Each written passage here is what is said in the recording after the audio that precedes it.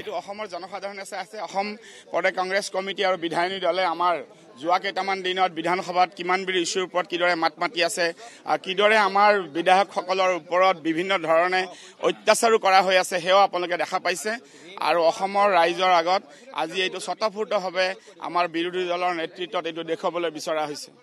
এয়া আপোনালোকক দেখুৱাইছো পোনপটীয়াকৈ চাওক কিদৰে আচলতে ঋণৰ বোজা লৈ আহিছে। মই চাওক এয়া বিধায়ক দেখুৱাইছো গোলোকগঞ্জৰ বিধায়ক তেওঁ দেখুৱাইছে কংগ্ৰেছৰ সময়লৈকে জনমূৰি ধাৰ আছিলে 10,760 টকাকৈ আৰু এতিয়া ধাৰ হৈছে 47,324 টকাকৈ জনমূৰি ধাৰ। প্ৰতিজন অসমীয়াৰ মূৰত ওপৰত থকা ইয়াৰ জনমূৰি ধাৰৰ কথা কৈছে।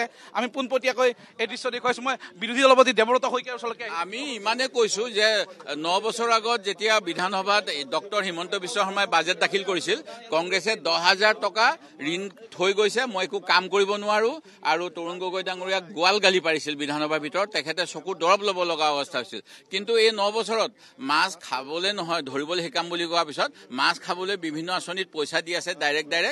তাৰ ফলত 10,760 টকা কংগ্ৰেছৰ দিনৰ বা আগৰ 9 বছৰ পূৰ্বৰ যিটো ঋণৰ বোজা জনমূৰি সেইটো আজি হৈ গৈছে 47,324.15 পইচা।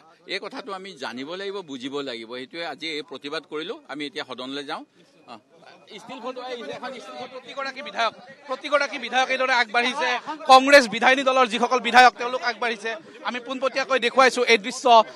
কংগ্ৰেছৰে অভিনৱ প্ৰতিবাদ। কংগ্ৰেছ বিধায়িনী দলৰ বিধানসভালৈকে আহিছে ঋণৰ বোজা মূৰত লৈ। আপোনালোকে দেখিছে একোটা কলা বোজা মূৰত লৈ আহিছে। আমি প্ৰতিগৰাকী বিধায়ক দেখুৱাইছো। বিৰোধী দলপতি দেৱব্ৰত শইকীয়া, জাকিৰ হুছেইন চিকদাৰ প্ৰদেশ কংগ্ৰেছৰ কাৰ্যকৰী সভাপতি তথা এগৰাকী জ্যেষ্ঠ নেতা এইদৰে তেওঁলোকে ঋণৰ বোজা লৈ প্ৰৱেশ কৰিছে। আমি পোনপটীয়াকৈ দেখুৱাইছো সেই দৃশ্য। তাৰ সমান্তৰালকৈ নুৰুল হুদা ডাঙৰীয়া আছে। নুৰুল হুদা ডাঙৰীয়াৰ সৈতে কথা পাতিম। কালি আপোনাৰ বিৰুদ্ধে এটা ডাঙৰ অভিযোগ আহিছিলে, আপুনি প্ৰহাৰ কৰা আপোনাৰ দ্বাৰা আঘাতপ্ৰাপ্ত হোৱা বুলি কৈছে। এই অভিযোগটো সম্পূৰ্ণ মিছা আৰু অসত্য। এটা ৰাজনৈতিক ষড়যন্ত্ৰ কৰি মোক ৰাজনৈতিকভাৱে ক্ষয় প্ৰতিপন্ন কৰাৰ কাৰণে এটা ষড়যন্ত্ৰ কৰিছে। গতিকে মই কোনো দুখ কৰা নাই, কোনো আঘাত কৰা নাই, মই সম্পূৰ্ণ নিৰ্দোষী।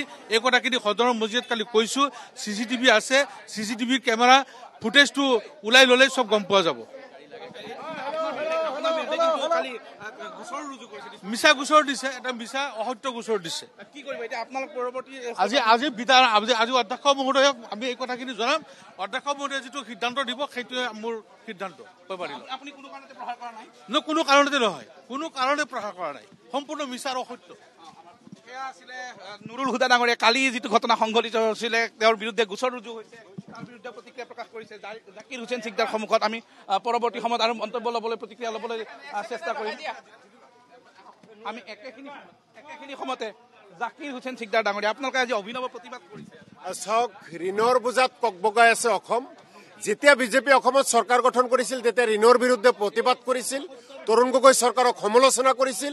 সেই সমালোচনা কৰা বিজেপি চৰকাৰখনে আজিৰ তাৰিখত অসমৰ প্ৰতিজন মানুহৰ বোজাত প্ৰায় 50,000 টকাকৈ ঋণ বহাইছে। প্ৰত্যেক দিনে ঋণ লৈ আছে আৰু এনেকৈ ঋণ লৈ থাকিলে এটা সময়ত অসম অন্ধকাৰৰ পিনে যাব। অসমৰ মানুহে কোনো ধৰণৰ উন্নয়নমূলক কোনো কাম কাজ কৰিব নোৱাৰিব, দৰমহা দিব নোৱাৰিব। নিশ্চিতভাৱে ঋণৰ আমি বিৰোধিতা কৰিছো। এইদৰে প্ৰতিবাদ সাব্যস্ত কৰিছে কংগ্ৰেছ বিধায়িনী দলৰ যিসকল সদস্য আছে তেওঁলোক প্ৰতিবাদ সাব্যস্ত কৰিছে। আমি আৰু দেখুৱাইছো বিধায়ক এওঁলোকে এইদৰে ঋণৰ বোজা কংগ্ৰেছৰ সময়ত ঋণমূৰি ধাৰৰ বোজা আছিলে প্ৰায় 10,760